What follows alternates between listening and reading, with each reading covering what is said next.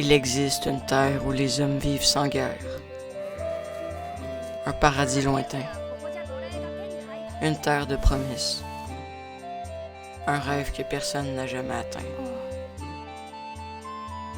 Ces mots sont ceux que racontent les marins qui reviennent de mers inconnues. Le Vinland.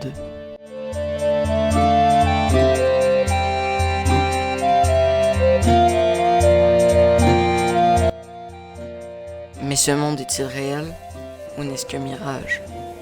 Car ici, dans l'Europe du XIe siècle, les seuls rêves qu'on réalise sont ceux que l'on arrache par la force. Et le rêve de paix s'éteint à la naissance.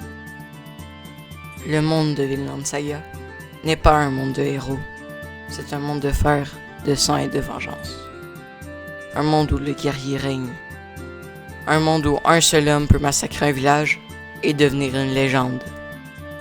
Un monde où la paix n'est pas un droit, mais une faiblesse. 11e siècle, l'ère des Vikings est à son apogée. Ils ne sont pas un peuple, ils sont une force de la nature. Leur mode de vie n'a qu'une seule loi: prendre, piller, brûler, conquérir, recommencer. Les dieux ne récompensent pas les hommes qui restent chez eux. Ils bénissent ceux qui prennent ce qu'ils veulent. Et c'est exactement ce qu'ils font. L'Angleterre est leur plus grande cible, divisée, faible, incapable de se défendre contre la marée de Vikings qui s'abat sur elle.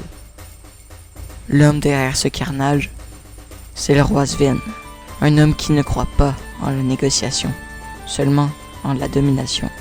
Pour bâtir un empire, il faut d'abord raser celui des autres. Mais dans l'ombre, il y en a un qui ne croit pas en cette loi du plus fort. Un homme qui va tout changer. Knut, le prince silencieux. Celui qu'on pensait insignifiant. Celui que même ses soldats regardaient avec pitié. Mais dans le silence, il observait. Pendant que les autres s'entretuaient pour la gloire, lui étudiait. Il comprenait que la violence ne forge pas un royaume. Elle le consume.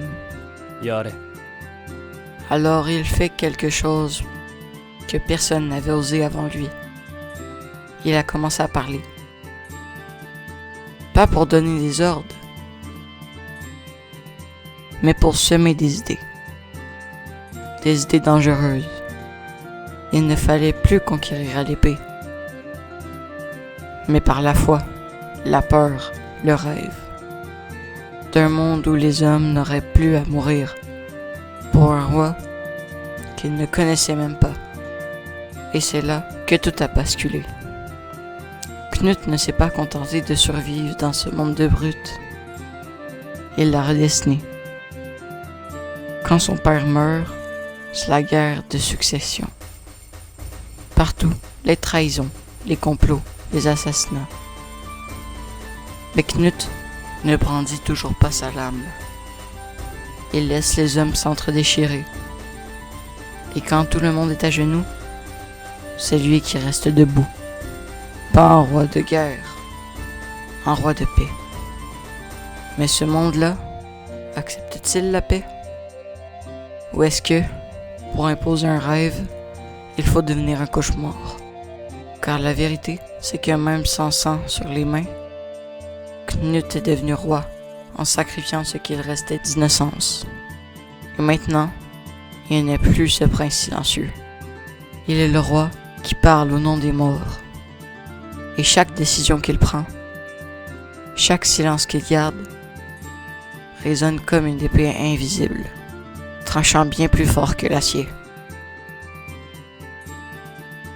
Il a le pouvoir, il a la foi, il a la couronne, et pourtant, il reste seul. Knut a pris l'Angleterre sans lever son épée. Il a dompté plusieurs grands chefs de guerre avec des promesses et des regards. Désormais, il ne commande plus seulement des hommes, il commande leurs peurs et leurs espoirs. Mais chaque rêve a un prix, et celui de Knut coûte cher. Pour construire son royaume idéal, il doit détruire celui des autres. Il confisque les terres, il écrase les seigneurs, il étouffe les rébellions. Pas avec des soldats, mais avec des décisions froides, calculées chirurgicalement. Car dans le cœur de Knut, il n'y a plus de place pour le doute, plus de place pour la pitié. Il ne gouverne pas au nom des dieux, il gouverne pour qu'un jour les hommes n'aient plus besoin d'eux. Mais à force d'éteindre les flammes autour de lui, il ne voit pas celle qui commence à grandir au nord. Tandis que Knut trace sa route vers un monde nouveau, un autre monde s'accroche encore à l'ancien. Le domaine de Ketil, un paradis rural en apparence. Mais ici aussi, les chaînes sont visibles. Les maîtres sont doux, les esclaves sont obéissants. Et tout le monde prétend que c'est normal, jusqu'à ce qu'un cri du passé vienne briser ce silence. Son nom est Gador. Un homme que tout le monde croyait mort. Un mari, un père. Revenu du néant, les yeux remplis de cendres. Il vient chercher celle qu'il a perdue. Il vient défier un monde qui lui a tout pris. Et ce qu'il déclenche, ce n'est pas une révolte, c'est un rappel. Que tant que l'injustice existe, la paix n'est qu'une façade. Knut, informé de ce chaos, voit une opportunité. Le domaine de Ketil est riche, stratégiquement placé, et surtout vulnérable. Il décide de frapper, pas pour punir, mais pour imposer. Un message, un poids, une vérité. La paix ne se négocie pas, elle s'impose. Alors les voiles se lèvent, les épées s'affûtent, et le roi envoie la guerre, au nom de la paix. Quand un roi marche, c'est rarement pour discuter. Le domaine de Ketil, paisible et fertile, devient un champ de guerre. Le sang y coule comme dans les plus grands champs de bataille.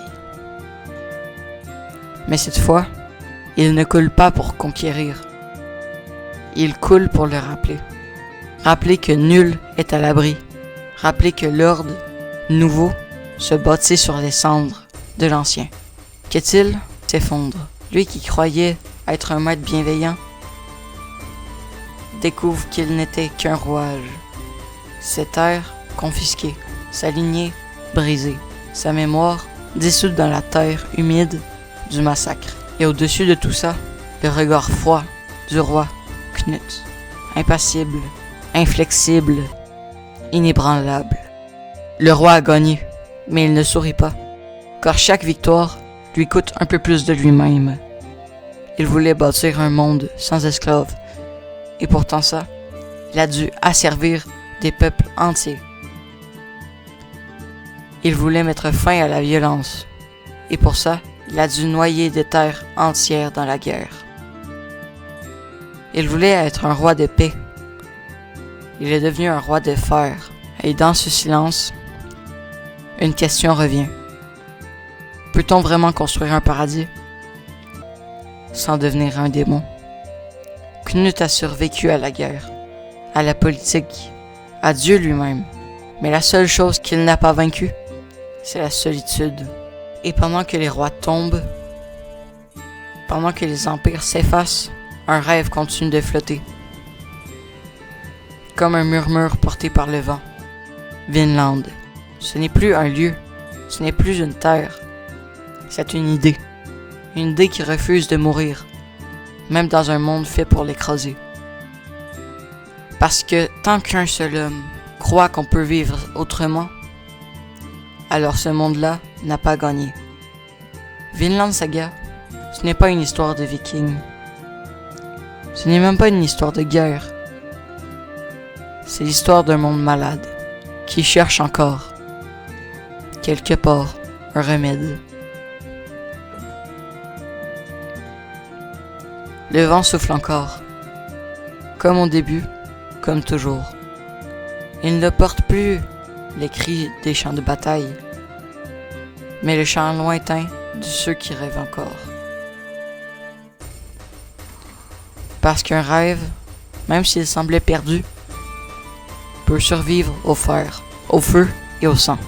Mais Il suffit d'un homme, d'un regard, d'un souffle, et le mensonge gravé dans le vent devient la vérité.